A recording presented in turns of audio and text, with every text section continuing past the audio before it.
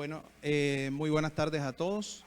Como ya muy bien Sharon lo dijo, mi nombre es Cristóbal Cantillo, para los que no me conocen. El día de hoy, pues la charla básicamente trataba del manejo y enfoque diagnóstico de la hipocalemia. Pero dado que en la charla de la mañana pasaron demasiada fisiopatología sobre el manejo de la hipercalemia y la cual incluyó la hipocalemia, vamos a tratar de abreviar, pero sobre todo de que se lleven a aquel punto claro donde qué debemos hacer con ese paciente que nos llega con hipocalemia. Bueno, vamos a adelantar un poco esto. Y pues en la parte de lo que es la bibliografía, quise traerle pues un resumen bien completo donde abarcáramos todas las sociedades científicas europeas, americanas, revistas indexadas con alto impacto como JAMA, New England Journal of Medicine, y pues las últimas revisiones que teníamos y que tenían un gran impacto como la el update de hipocalemia del 2021, así como unas guías que tiene, pues los que trabajan en mi red deberían saber, unas guías que tiene mi red sobre un flujograma de manejo y protocolo de... Pero también, ¿cómo lo veo yo? ¿Cómo veo yo la hipocalemia? Entonces, empezamos definiendo qué es hipocalemia y todos sabemos que hipocalemia es un número en especial, menor a 3.5, potasio menor a 3.5.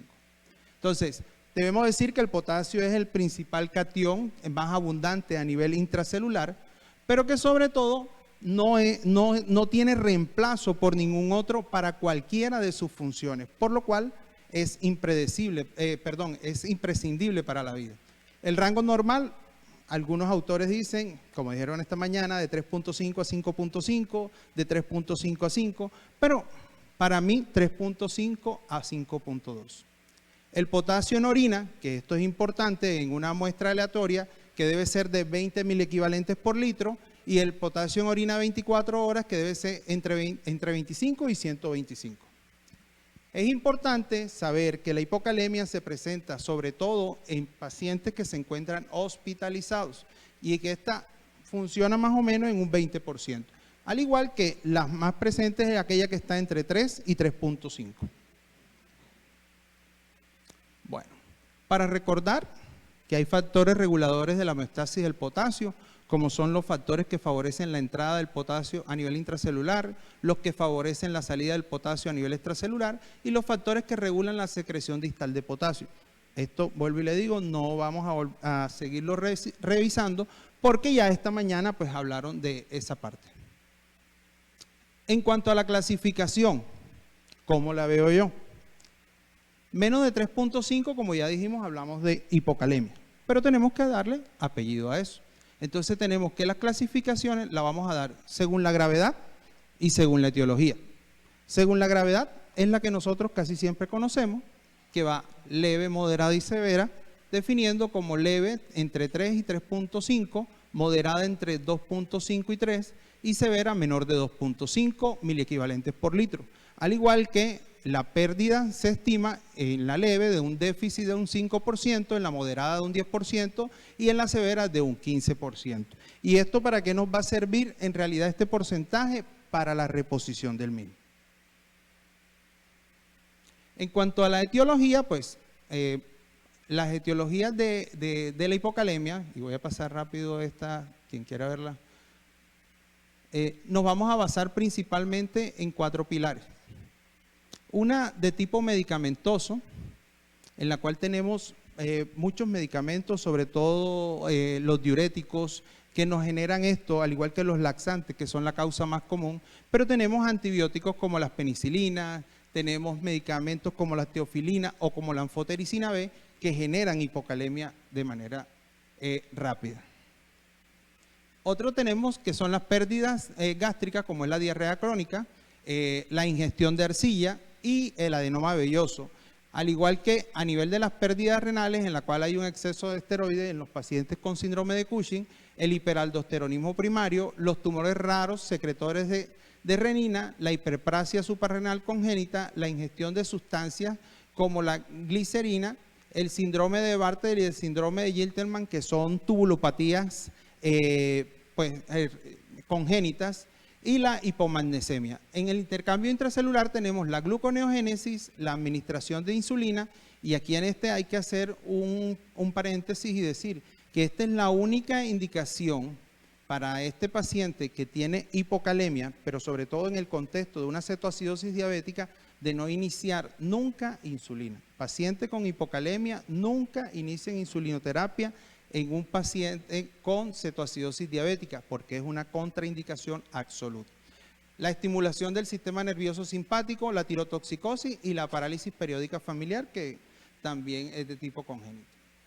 Dentro de los cambios bioquímicos tenemos que estos se pueden dar renales, musculares, cardíacos y además los cambios metabólicos, en la cual pues la renal y la muscular tienen o se compaginan entre algo, y es que comienzan a presentarse en niveles de potasio inferior a 2.5, causando que deterioro de la capacidad de concentración, acidosis intracelular, alteración en la reabsorción de sodio, elevación de la presión arterial, y esto va directamente relacionado con la hipoperfusión y con la regulación del tono arteriolar y la nefritis intersticial, causando a nivel muscular lo que es la debilidad progresiva, que es muy raramente vista en los pacientes, la rhabdomiólisis y la mioglobinuria, que están muy frecuentes en estos pacientes cuando han pasado previamente por los calambres musculares, que son la primera manifestación.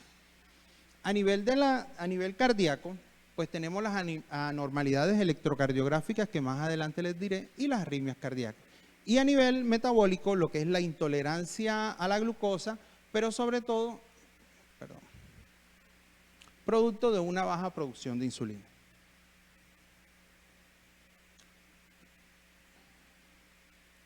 Dentro de las manifestaciones clínicas, esta tiene 5 pilares. Sin embargo, las manifestaciones clínicas que a nosotros nos dicen o nos muestran las guías o cualquier guideline que nosotros estudiemos sobre hipocalemia, van a ser rhabdomiólisis, va a ser mioglobinuria, pero esos son cambios bioquímicos, eso no son manifestaciones clínicas. Y es lo que nosotros, y veo que como hay muchos estudiantes, tenemos que aprender a identificar dentro de eso. ¿Por qué? Porque la medicina interna y la medicina como tal tiene que ir acompañado muy bien de una propedéutica o de una semiología muy bien estructurada, y sobre todo la realización de una buena historia clínica para llegar al diagnóstico. Entonces, en las musculares, ¿cuáles son las más frecuentes? Como les dije anteriormente, los calambres, la debilidad y la paresia, y la parálisis ascendente, que es muy poco común en estos pacientes. A nivel de renal, encontramos, o nos describen las guías, hipertensión arterial, que sabemos que en realidad no va a ser un síntoma, sino un signo, porque lo medimos. La acidosis metabólica, que la manifestación va a ser propiamente, inicialmente respiratoria, porque nos da una falla respiratoria o nos da un aumento en la frecuencia respiratoria. La hemoglobinuria, la nefritis intersticial tubular y la diabetes insípida nefrógena, que la diabetes insípida, la manifestación que va a tener inicialmente va a ser la poliuria. En cuanto a lo cardíaco, lo que son las arritmias cardíacas y las anormalidades en electrocardiográfica, a nivel renal, estreñimiento y diarrea, y a nivel pulmonar, como ya había dicho anteriormente, insuficiencia respiratoria. Esto es un poco más de lo anterior, en lo cual pues quiero demostrar básicamente esto, que es supremamente importante que lo aprendan a identificar, sobre todo en aquel paciente que llega con trastorno hidroelectrolítico a la urgencia y que no tenemos a la mano muchas veces el laboratorio para la realización del mismo. Debemos sospecharlo y por ende debemos tratarlo. Entonces tenemos que las alteraciones electrocardiográficas previamente van a ser la presencia de una onda U, que la vemos acá, el aplanamiento de la onda T, que lo vemos acá, y los cambios o la depresión del ST. Esto va a estar dado principalmente dependiendo el grado de hipocalemia que nosotros tengamos. En este caso, la moderada y la severa.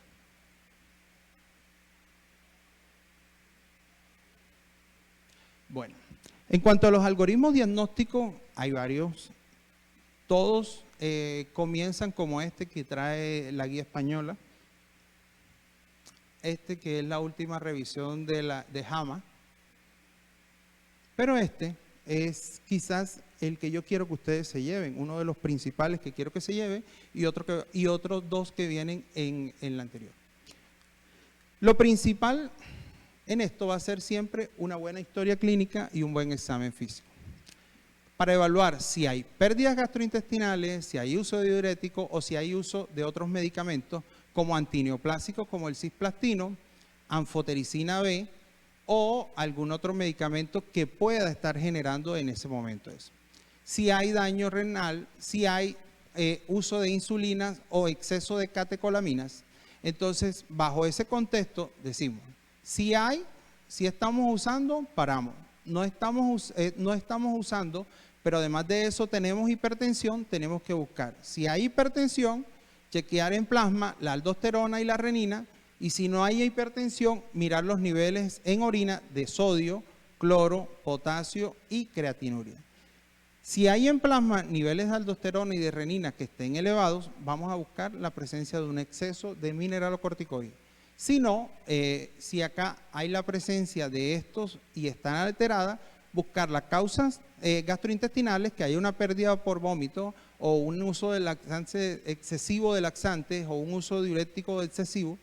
Si hay alguna tubulopatía, como ya les dije anteriormente, el síndrome de Gitelman o de Bartter, o haya la presencia de una hipomagnesemia severa, que es lo que no deja que mejore esta hipocalemia. Este es el último flujograma que publicó el JAMA en 2022, en la cual es la mejor descripción que hay de cualquiera de ellos sobre el enfoque diagnóstico de la hipocalemia. Pero no solamente obstante con este flujograma, también nos trae y nos desarrolla 6 preguntas. Sí, 5, disculpen. En la cual preguntan, paciente con hipocalemia, potasio sérico menor a 3.5 milequivalente. ¿Existe una causa identificable? Entonces preguntamos si hay diurético, si hay pérdidas gastrointestinales, si hay uso de cisplastino, anfotericina B, si hay desplazamiento agudo del sodio intracelular,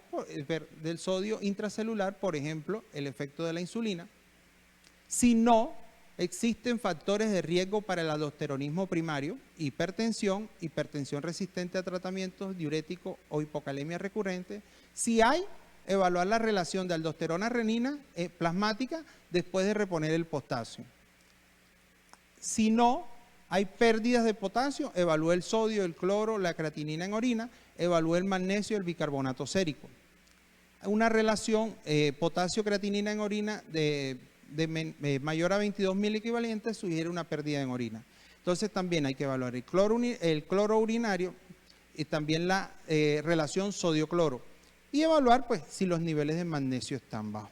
Para esto quizás es la mejor muestra de enfoque diagnóstico que tenemos, resumida, y que nos va a llevar o que los llevaría a ustedes en la urgencia, porque este quizás es el manejo o el protocolo de urgencia que mejor estipulado está para ver qué camino tomar.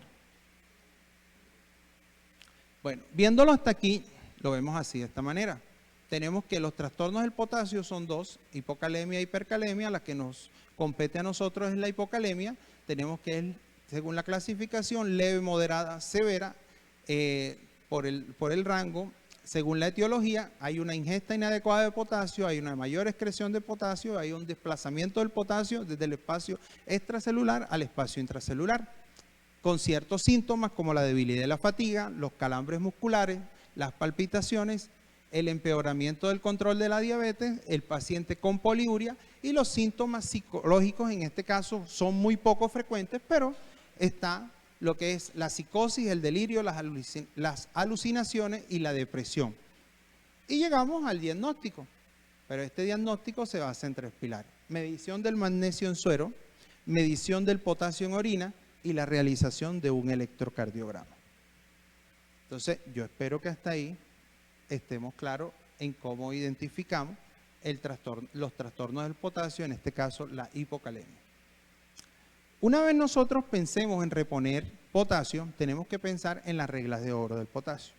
Las reglas de oro del potasio, si bien hoy en día no todo el mundo las aplica, existen.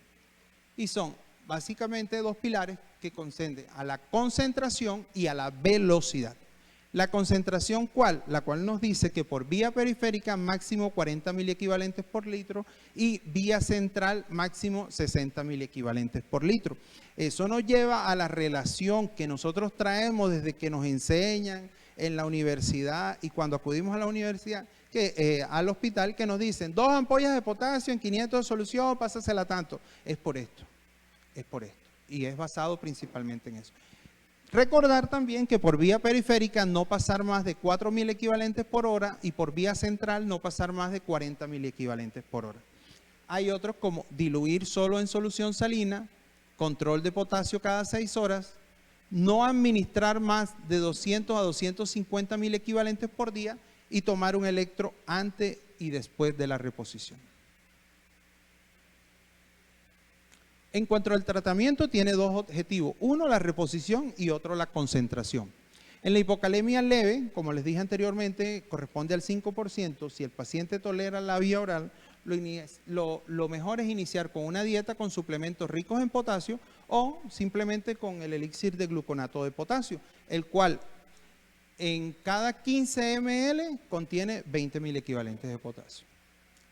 La hipocalemia moderada, en la cual ya aquí tiene un déficit del 10%, requiriendo casi siempre la aplicación de catrol o de cloruro de potasio, como queramos decirle, que es la concentración de 20 miliequivalentes en 10 mililitros, y la hipocalemia severa, en el que el paciente, a pesar de que recibe cloruro de potasio, debe estar hospitalizado en una unidad de cuidados intermedios. Entonces, hasta aquí traigo un resumen de lo que da la guía europea, en la cual dice que tiene que haber una reposición total de potasio. Obviamente esto no aplica a los pacientes de urgencia o de observación, y más adelante les voy a mostrar el por qué. Entonces decimos que se basa en los 3 pilares, que son calcular el potasio corporal total, que oscila entre 40 y 60 miliequivalentes por kilo, calcular el déficit de potasio, que ya habíamos hablado, según la gravedad de la hipocalemia, calcular las necesidades basales de potasio, que consisten en 1 miliequivalente por kilo. Entonces tenemos que un paciente que pesa 60 kilos y que tiene un potasio en 2.8, en este caso tenía una hipocalemia moderada, entonces calculamos el potasio, que sería 40, al calcular el potasio del peso corporal total, por 60 que pesa el paciente, nos da 2.400. Teniendo en cuenta que hay que calcular el déficit de potasio, el déficit de potasio al tener una hipocalemia moderada va a ser los 2.400 por el 10%, que va a ser 240. Y calcular las necesidades de este, que pesa 60 por 1, 60 miliequivalentes. Esto lo sumaríamos y nos daría 300 miliequivalentes para pasar en 24 horas, lo cual nos va a decir que tenemos que pasar 12.5 miliequivalentes por hora. Pero 12.5 miliequivalentes por hora, yo no le voy a decir a la enfermera, le pasas 12.5 miliequivalentes por hora, porque a las 12 horas regresamos y el paciente todavía no se lo han pasado. Están haciendo el mismo cálculo. Entonces, solución salina, el cloruro de potasio, evaluamos lo que es la concentración y la velocidad, medimos lo que es el cálculo del potasio corporal, calculamos el déficit y calculamos las necesidades, y ya las teníamos anteriormente, lo que nos daba 12.5. Entonces, vamos a diluir 3 ampollas de potasio en 500 cc de solución y hacemos una regla de 3, multiplicamos el 12.5 por 500 y lo dividimos entre 60, que nos da 104. Entonces, si nos vamos a este punto, diríamos que por vía periférica son máximo 4 miliequivalentes por hora y este paciente tiene 12.5 miliequivalentes por hora, lo cual requiere una vía central. Entonces, lo otro era que teníamos que pasar máximo 60 miliequivalentes por litro y aquí estamos pasando 60 miliequivalentes por litro para tratar de reponerlo en 24 horas. ¿Por qué? Porque si nos vamos a la fórmula anterior nos damos cuenta que cuando sumábamos todas nos daba 300. Y recordando que lo máximo que podemos pasar durante el día es entre 200 y 250. Entonces, esta sería la fórmula. 3 ampollas de Catrol más 500 cc de solución a razón de 104 cc hora por vía central. Este paciente obviamente debe estar en una unidad de cuidados intermedios. Bueno, les traí un caso clínico, pero vamos a adelantar un poco para poder ver cómo lo veo yo. Este es cómo lo veo yo en la urgencia. Llega un paciente, igual, que pesa 60 kilos, que tiene un potasio en 2.9, en 2.7, disculpen. El cálculo total dio 2.400. Tenía una hipocalemia moderada, el 10% son 240. Esos 240, y que aquí no le estamos sumando las necesidades basales de él, lo dividimos entre 24 y nos da 10.000 equivalentes. Esos 10.000 equivalentes, recordando que por vena periférica se pueden pasar 4 y por vía central a máximo 40, tiene que ser por una vía central. Y la vena periférica máximo 40.000 equivalentes por litro y por vía central máximo 60. Entonces hacemos la dilución. 500, necesitamos poner 10.000 equivalentes por hora entre 40, que serían 2 ampollas. Y nos va a dar a 125 cc hora.